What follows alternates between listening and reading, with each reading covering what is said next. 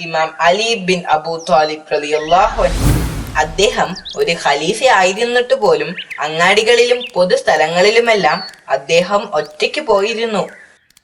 ജോലിക്കാരോ മറ്റ് സഹചാരികളോ ഒന്നുമില്ലാതെ തന്നെ അദ്ദേഹം ഒറ്റയ്ക്ക് പോകാറുണ്ട്.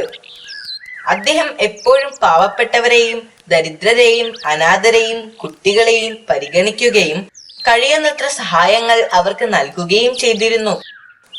ഒരു ദിവസം അദ്ദേഹം പതിവ് പോലെ പള്ളിയിൽ നിന്നും നിസ്കാരം കഴിഞ്ഞതിനു ശേഷം ചന്തയിലേക്ക് പോയി.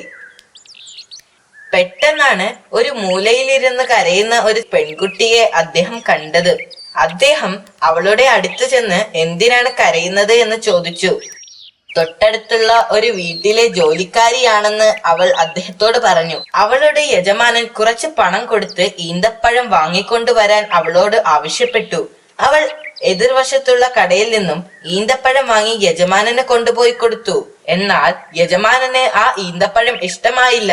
അത് തിരിച്ചു കൊണ്ടുപോയി ആ കടക്കാരന് നൽകുവാൻ അയാൾ ആവശ്യപ്പെട്ടു. പക്ഷേ ആ കടക്കാരൻ അത് തിരിച്ചെടുത്തില്ല. അതുകൊണ്ടാണ് അവൾ കരഞ്ഞത്. അവളുടെ യജമാനൻ അവളെ അടിക്കുമെന്ന് അവൾ ഭയപ്പെട്ടിരുന്നു. അലി റളിയല്ലാഹു അൻഹു അവളെ ആശ്വസിപ്പിച്ചു.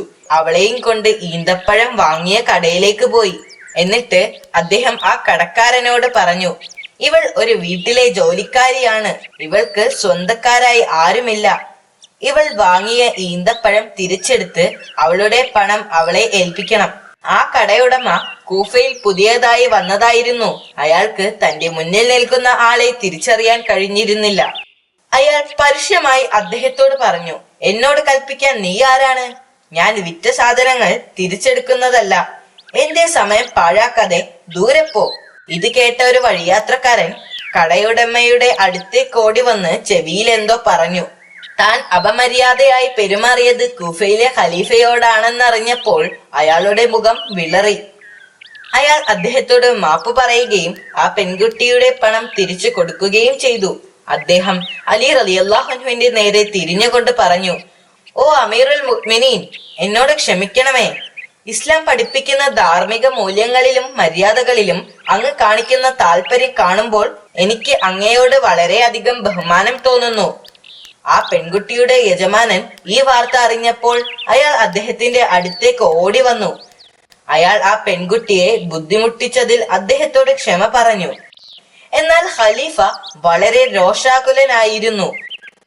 ഒരു ചെറിയ പെൺകുട്ടിയുടെ തെറ്റ് നിങ്ങൾക്ക് എന്തുകൊണ്ട് ക്ഷമിക്കാനായില്ല?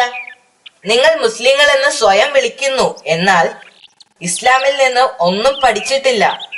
ആ വ്യാപാരിയും യജമാനനും അവരുടെ തെറ്റുകൾ മനസ്സിലാക്കുകയും ആ ദിവസം മുതൽ നല്ല മുസ്ലിം ആകാൻ പ്രയത്നിക്കുകയും ചെയ്തു. ഒരു സ്ത്രീ അവരുടെ തലയിൽ വെള്ളവും ചുമന്നുകൊണ്ട് പോകുകയായിരുന്നു. വേനൽക്കാലത്തെ ഏറ്റവും ചൂടുകൂടിയ ദിവസമായിരുന്നു അത്. അവർക്ക് വളരെ ദാഹവും വിശപ്പും ഉണ്ടായിരുന്നു. ഈ കത്തുന്ന വെയിലിൽ പെട്ടെന്ന് വീട്ടിലെത്തുക അത്ര എളുപ്പമായിരുന്നില്ല.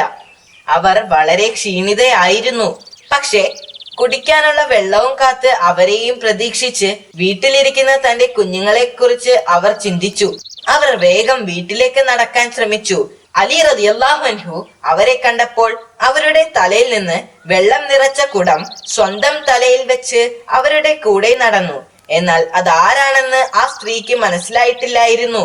അവരുടെ വീട്ടിലെത്തിയപ്പോൾ അലി റളിയല്ലാഹു അൻഹു തലയിൽ നിന്ന് കുടം അവിടെ ഇറക്കി വെച്ചുകൊണ്ട് ചോദിച്ചു, ഈ വീട്ടിൽ നിങ്ങളെ സഹായിക്കാൻ പുരുഷന്മാർ ആരുമില്ലേ?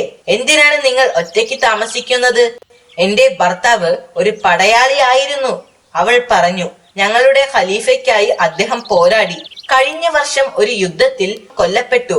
അത് കേട്ടപ്പോൾ അദ്ദേഹം ഒന്നും പറഞ്ഞില്ല. ഒരക്ഷരം പോലും ഉരിയാടാതെ തല കുനിച്ചുകൊണ്ട് അദ്ദേഹം അവിടെ നിന്നും പോയി. ആ സ്ത്രീയെയും കുട്ടികളെയും കുറിച്ച് ഓർത്തപ്പോൾ അദ്ദേഹത്തിന് ആ രാത്രി ഉറങ്ങാൻ കഴിഞ്ഞില്ല. ആ സ്ത്രീയുടെ ഭർത്താവ് മരിക്കാനുണ്ടായ സാഹചര്യത്തിൽ അദ്ദേഹത്തിന് കുറ്റബോധമുണ്ടായി. അടുത്ത ദിവസം രാവിലെ അദ്ദേഹം ഒരു കുട്ട നിറയെ പഴങ്ങളും ഇറച്ചിയും മറ്റു വീട്ടു സാധനങ്ങളുമായി ആ സ്ത്രീയുടെ വീട്ടിലേക്ക് പോയി. അദ്ദേഹം വാതിലിൽ മുട്ടിയപ്പോൾ ആ സ്ത്രീ വാതിൽ തുറന്നു. കഴിഞ്ഞ ദിവസം കണ്ട അദ്ദേഹത്തെ അവർക്ക് മനസ്സിലായി. അദ്ദേഹം എന്തിനാണ് വന്നത് എന്ന് അവർ ചോദിച്ചു. ഞാൻ കുട്ടികൾക്ക് കുറച്ച് ഭക്ഷണ സാധനങ്ങളുമായി വന്നതാണ്, അദ്ദേഹം പറഞ്ഞു. ആ സ്ത്രീക്ക് വളരെയധികം സന്തോഷമായി. കാരണം അവരുടെ ഭർത്താവ് മരിച്ചതിനു ശേഷം ആരും അവരെ ഇത്തരത്തിൽ സഹായിച്ചിരുന്നില്ല. അവർ കരഞ്ഞുകൊണ്ട് പറഞ്ഞു, അള്ളാഹു നിങ്ങളെ അനുഗ്രഹിക്കട്ടെ, നിങ്ങൾക്കും അലിക്കുമിടയിൽ അള്ളാഹു വിധി നിർണയിക്കട്ടെ. തന്റെ ഭർത്താവിനെ യുദ്ധത്തിന് അയച്ചതിൽ അവർക്ക് അലി റളിയല്ലാഹു അൻഹുവിനോട് ദേഷ്യമായിരുന്നു. അവർ വാതിൽ തുറന്ന് അകത്തേക്ക് വരാൻ ആവശ്യപ്പെട്ടു. എന്നെ കൊണ്ട് കഴിയുന്ന എന്തെങ്കിലും സഹായം നിങ്ങൾക്ക് ചെയ്തു തരാൻ ഞാൻ ആഗ്രഹിക്കുന്നു.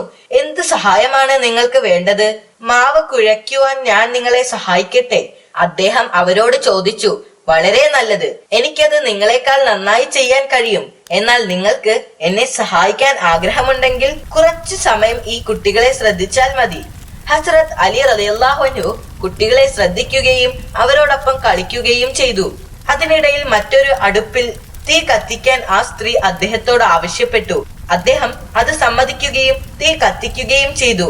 തീ നന്നായി കത്തിപ്പിടിച്ചപ്പോൾ അദ്ദേഹം തന്റെ മുഖം തീയുടെ അടുത്തേക്ക് വെച്ചുകൊണ്ട് പറഞ്ഞു, തീയുടെ ചൂടറിയട്ടെ. അനാഥരായ ഈ കുട്ടികളോടും ഒരു വിധവയോടും കാണിക്കേണ്ട ഉത്തരവാദിത്തങ്ങൾ അവഗണിച്ചതിനുള്ള ശിക്ഷയാണിത്. അത് അദ്ദേഹത്തിന്റെ പശ്ചാത്താപമായിരുന്നു. അല്പം കഴിഞ്ഞപ്പോൾ അദ്ദേഹം അവർക്ക് വേണ്ടി ഇറച്ചി ചുട്ടെടുത്തു.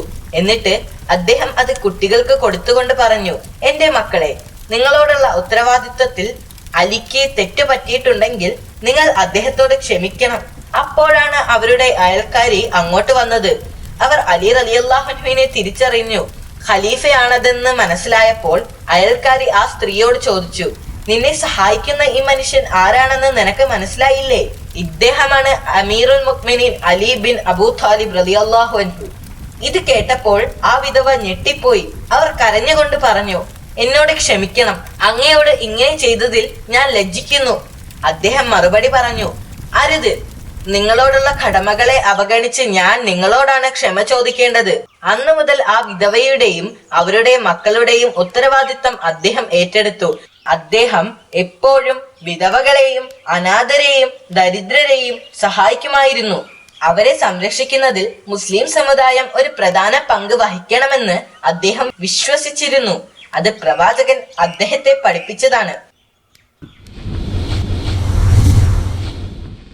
അദ്ദേഹത്തിന്റെ ബാക്കി കഥ ഞാൻ അടുത്ത ദിവസം പറയാം.